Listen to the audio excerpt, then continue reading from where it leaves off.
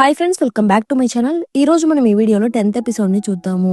Leave hospital నుండి room కి వెళ్తున్నాడు. రూమ్మేట్స్ ఎవరు అతనితో మాట్లాడడం లేదు. ఇప్పుడు లీవు తన షూస్ ని క్లీన్ చేసి ర్యాక్ లో పెడుతున్నాడు. అంతలో ఇంతకు ముందు ఇద్దరు లీవుతో గొడవ పడ్డారు కదా, వాళ్ళు అక్కడికి వస్తున్నారు. రేయ్, ఇది బ్రాండెడ్ షూ కాదురా, చీప్ ఐటమ్. వాడు ఫేక్ ఐటమ్స్ ని యూజ్ చేస్తున్నాడురా. దీన్ని కొన్నావా లేక కొట్టేశావా? మర్యాదగా దాన్ని అక్కడ పెట్టని లీవు అంటున్నాడు. అతను వెంటనే ఆ షూని కావాలని కింద పడేసి చాలా ఓవర్ గా మాట్లాడుతున్నాడు. మర్యాదగా దాన్ని తీసిన చోటే పెట్టేయని హీరో ఎంత చెప్పినా వినకుండా అతను మాత్రం దురుసుగా ప్రవర్తిస్తున్నాడు. అతను ఆ షూని కాళ్ళతో ఒక తన్ను తన్నేసి, ఏంట్రా నాతో గొడవ పడుతున్నావా, దమ్ముంటే కొట్రా అని అంటున్నాడు. లీవుకి కోపం వచ్చి వాళ్ళతో గొడవ పడుతున్నాడు. ఇక అదే సమయంలో మనకి చెంగుని చూపిస్తున్నారు. నేను లీవుకి సారీ చెప్పడానికి వెళ్తున్నాను, ఉత్త చేతులతో వెళ్ళలేను కదా, అందుకే కొన్ని స్నాక్స్ తీసుకుని వెళ్తున్నానని ఫోన్ మాట్లాడుకుంటూ వస్తున్నాడు. రే, ఎవరో అక్కడ గొడవ పడుతున్నారా అనేసి అందరూ పరుగులు తీస్తూ ఉంటే చెంగు కూడా అక్కడికి వెళ్తున్నాడు. చూస్తే అక్కడ మన హీరో వాళ్ళతో గొడవ పడుతుండడం చూసి అతను కూడా వాళ్ళతో గొడవ పడుతున్నాడు. రే చెంగ్, మేము నీకే హెల్ప్ చేస్తున్నాం కదా, నువ్వెందుకు వాడికి సపోర్ట్ చేస్తున్నావని అడుగుతున్నారు.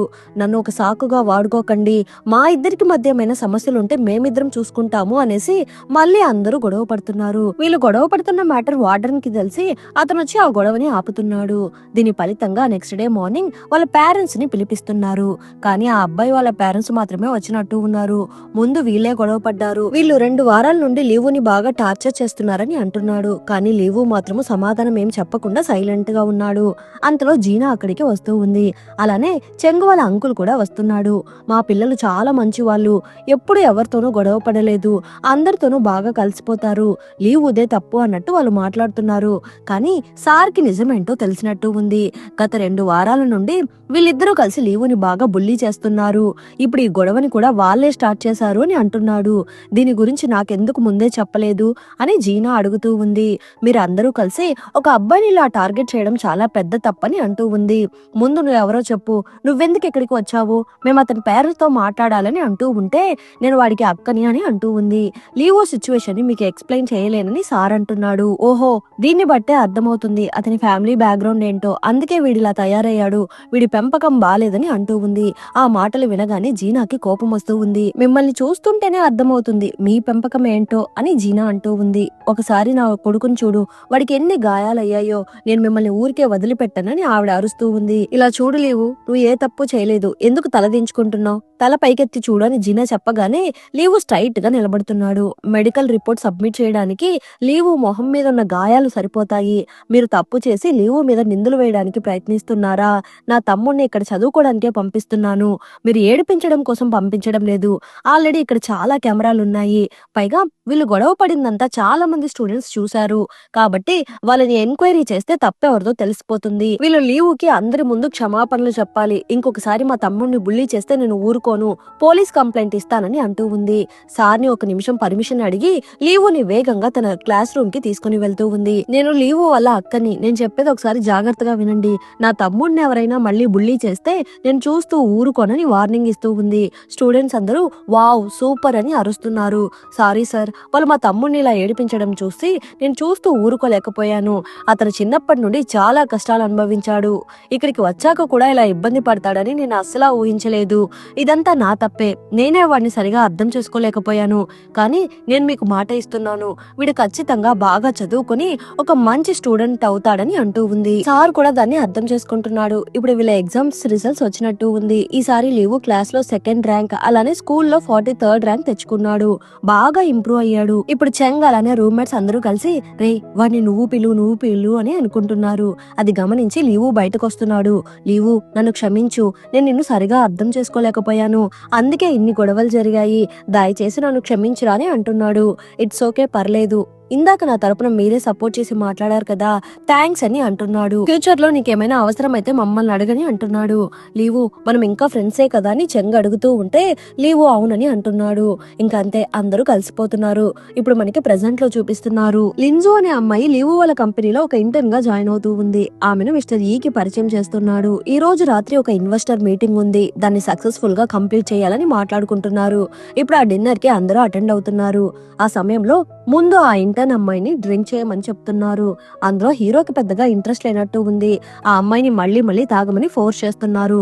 నువ్వు కిచెన్ కి వెళ్ళి కాస్త చికెన్ తీసుకొనిరా అనేసి హీరో అమ్మాయిని అక్కడి నుండి పంపించేస్తున్నాడు.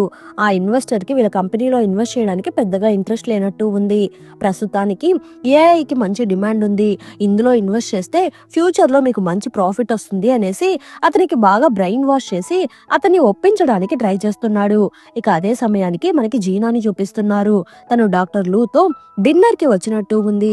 ఈ డిన్నర్ ఎందుకంటే అతను జీనా కోసం ఒకసారి ట్రాఫిక్ లో చిక్కుకొని ఎక్స్ట్రా పేషెంట్స్ ని చూడాల్సి వచ్చిందంట. దానికి కృతజ్ఞతగా ఒక చిన్న డిన్నర్ ఇస్తూ ఉంది. ఆ సమయంలో అతని షర్టు మీద ఉన్న ఒక చిన్న ఫ్లవర్ ని గమనించి అదేంటి అని అడుగుతూ ఉంది. ఓహో ఇదా, దీన్ని రిమూవ్ చేయడం మర్చిపోయాను. నేను ఈ రోజు ఫ్రీ క్లినిక్ కి వెళ్ళాను, అక్కడ ఒక చిన్న అమ్మాయిని కాపాడాను, ఆ అమ్మాయి ఇది ఇచ్చింది అని అంటున్నాడు. ఓ మీకు అంత ఖాళీ సమయం ఉందా అని అడుగుతూ ఉంటే టైం లేకపోయినా మనమే కాస్త టైం అడ్జస్ట్ చేసుకోవాలి, అందుకే ఇలా సింగిల్ గా ఉన్నాను, మనల్ని అర్థం చేసుకొని మనకి సపోర్ట్ చేసే వాళ్ళు మనకి దొరకడం కాస్త కష్టమే కదా అని అంటున్నాడు. నేను ట్రిప్ నుండి కొన్ని స్ట్రాబెరీలు తెచ్చాను, నువ్వు ఇంటికి వెళ్ళేటప్పుడు తీసుకుని వెళ్ళు అని అంటూ ఉంటే వద్దు పర్లేదని జీనా అంటూ ఉంది. లేదు లేదు కొన్ని తీసుకుని వెళ్ళని అంటున్నాడు. ఇక్కడేమో పార్టీ బాగా జరిగినట్టు ఉంది, నెక్స్ట్ టైం వచ్చినప్పుడు మనం కాంట్రాక్ట్ గురించి మాట్లాడుకుందాము అనేసి అతను వెళ్ళిపోతున్నాడు. ఇతను మంచి ఇన్వెస్టర్ లా నాకు అనిపించడం లేదు, వేరే ఎవరినైనా ట్రై చేద్దామని లీవు అంటున్నాడు.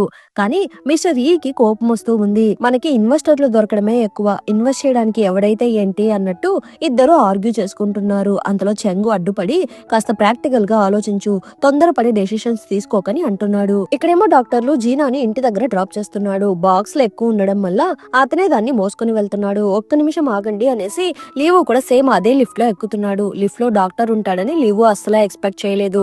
నువ్వు డ్రింక్ చేసావా అని జీనా అడుగుతూ ఉంటే అవును బిజినెస్ మీటింగ్ అందుకే తాగానని అంటున్నాడు. మీరేంటి డాక్టర్ లూతో వస్తున్నారని అడుగుతున్నాడు. జీనా నన్ను డిన్నర్ కి ఇన్వైట్ చేసింది కాబట్టి ఈ ఫ్రూట్స్ ఇవ్వడం కోసం వెళ్తున్నానని అంటున్నాడు. మీరిద్దరూ సేమ్ అపార్ట్మెంట్ లోనే ఉంటున్నారా అని అడుగుతూ ఉంటే తనే నాకు ఈ అపార్ట్మెంట్ ని సెలెక్ట్ చేసి పెట్టింది, జీనా వాళ్ళ ఇంటికి ఆపోజిట్ హౌస్ లోనే ఉంటున్నాను. ఓ అవునా, ఓకే ఓకే, నీ టెస్ట్ రిజల్ట్స్ వచ్చాయి కాబట్టి మండే హాస్పిటల్ కి రమ్మని అంటున్నాడు. సిస్టర్ మీరు మండే ఫ్రీనే కదా అని అడుగుతూ ఉంటే జీనా ఆన్సర్ చెప్పే లోపే డాక్టర్ లూ మాట్లాడుతూ దానికేం ఎక్కువ సమయం పట్టదు, నువ్వు బిజీ అయితే చెప్పు, నేనే డైరెక్ట్ గా రిజల్ట్స్ ని నీకు సెండ్ చేసేస్తానని అంటున్నాడు. నేను ఆలోచించుకొని చెప్తానని అంటూ ఉంది. ఇప్పుడు వాళ్ళ ఫ్లోర్ రాగానే డాక్టర్లు జీనా వాళ్ళ ఇంటికి వెళ్లడం చూసి హీరో తట్టుకోలేకపోతున్నాడు. వెళ్లి వాళ్ళ తలుపులు తట్టడానికి ట్రై చేస్తున్నాడు. కానీ లోపలికి వెళ్ళలేడు కదా, ఇంకా సైలెంట్ అయిపోతున్నాడు. లోపలేమో డాక్టర్లు ఈ స్ట్రాబెర్రీని ఫ్రిడ్జ్ లో పెడితే పాడైపోతుంది, నీకు వీటితో జామ్ చేయడం తెలుసా అని అడుగుతున్నాడు. తెలియదని అంటూ ఉంది. అయితే నేనే ప్రిపేర్ చేసిస్తాను అనేసి వాటిని ప్రిపేర్ చేయడం మొదలు పెడుతున్నాడు. ఇక్కడేమో చుంచాంగ్ మిస్టర్ యాంగ్ వాళ్ళ టీమ్ తో కలిసి క్యాంపైనింగ్ కి వెళ్ళినట్టు ఉంది. చూస్తే మిస్టర్ యాంగ్ కూడా అక్కడికి వచ్చినట్టు ఉన్నాడు. నువ్వు ఇక్కడేం చేస్తున్నావని అడుగుతూ ఉంటే దీన్నే ఫేట్ అంటారు, అసలు ఇక్కడ ఏం జరుగుతుంది, మీ ఇద్దరికి ముందే పరిచయం ఉందని అడుగుతున్నారు. 2-3 సార్లు మీట్ అయ్యామని అంటూ ఉంది. ఇక్కడేమో డాక్టర్లు ఆ జామ్ ని ప్రిపేర్ చేస్తున్నాడు. టేస్ట్ చూడమని తినిపించబోతూ ఉంటే జీనా దాన్ని తీసుకుని టేస్ట్ చేస్తూ చాలా బాగుంది, దీన్ని ప్రిపేర్ చేయడానికి ఓపిక ఎక్కువ ఉండాలి, లక్కీగా నాకంత ఓపిక ఉందని అంటున్నాడు. అతను ఏమంటున్నాడు జీనాకి కూడా అర్థమవుతూ ఉంది.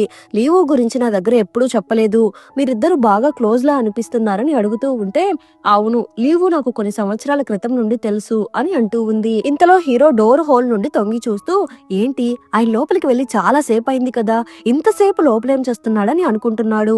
అంతలో డాక్టర్లు ఇంటికి బయలుదేరుతున్నాడు. లీవు అదంతా గమనిస్తూ ఉన్నాడు. ఆ సమయంలో అనుకోకుండా లీవు హ్యాండ్ టచ్ అయ్యి జీనాకి కాల్ వెళ్ళిపోతూ ఉంది. జీనా కాల్ అటెండ్ చేసి హలో హలో అని అంటూ ఉంటే లీవుకి ఏం మాట్లాడాలో అర్థం కావడం లేదు. మీరు మండే ఫ్రీనే కదా, నాతో హాస్పిటల్ కి వస్తారా అని అడుగుతూ ఉంటే ఓకే మార్నింగ్ వెళ్దాము, నీ అపాయింట్మెంట్ కంప్లీట్ అయ్యాక నేను ఆఫీస్ కి వెళ్తానని అంటూ ఉంది.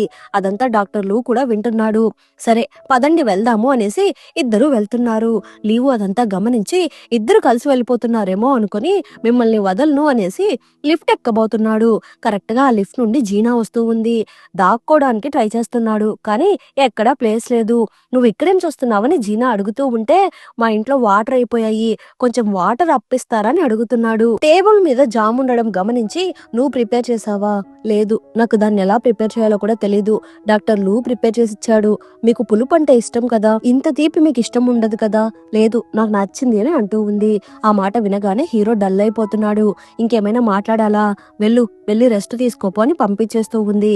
ఇక్కడేమో అందరూ కూర్చొని మాట్లాడుకుంటున్నారు. తను ఒక ఫ్రెండ్ తో కలిసి బార్ నడుపుతున్నట్టు, మీరు మీరు అందరూ వస్తే ఒక ప్రైవేట్ రూమ్ బుక్ చేసి మనం అందరం ఎంజాయ్ చేస్తామని అంటూ ఉంది. యాంగ్ తో మాట్లాడుతూ మీరు సింగిలేనా అని డైరెక్ట్ గా అడుగుతూ ఉంది. యాంగ్ సైలెంట్ గా కూర్చొని ఉంటే వాడు సింగిల్ అని ఫ్రెండ్స్ అరుస్తున్నారు. సరే నా ఫ్రెండ్ రిక్వెస్ట్ ని ఎందుకు యాక్సెప్ట్ చేయడం లేదు, ఎప్పుడు యాక్సెప్ట్ చేస్తారని అడుగుతూ ఉంటే మాతో ఇంకేమేం దాచిపెట్టారా అని ఫ్రెండ్స్ అడుగుతున్నారు. మీరు స్ట్రేంజర్స్ ని వీచాట్ లో యాడ్ చేసుకోరు, కానీ మనం ఇప్పుడు స్ట్రేంజర్స్ కాదు కదా, ఇప్పుడు మనం అంతా ఒకటే గ్రూప్ కదా అని అంటూ ఉంది.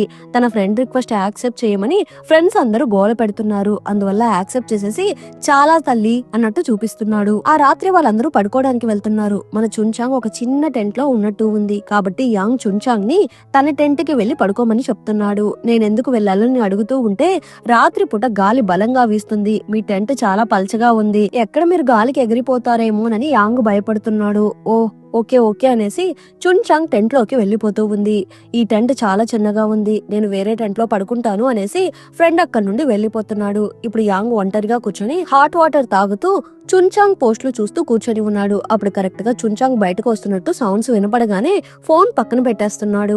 ఏంటి హాట్ వాటర్ తాగుతున్నారని అడుగుతూ ఉంటే లేదు నేను ఇప్పుడు పడుకోబోతున్నాను అనేసి వెళ్లిపోబోతున్నాడు. చున్ కాల్ అడ్డం పెడుతూ ఉంది. యాంగ్ వెళ్లి టెంట్ లో పడిపోతున్నాడు. అంతటితో ఎపిసోడ్ ఎండ్ అయింది. మళ్ళీ నెక్స్ట్ ఎపిసోడ్ లో కలుద్దాం. ఈ ఎపిసోడ్ ఎలా ఉందో తప్పకుండా కమెంట్ చేయండి.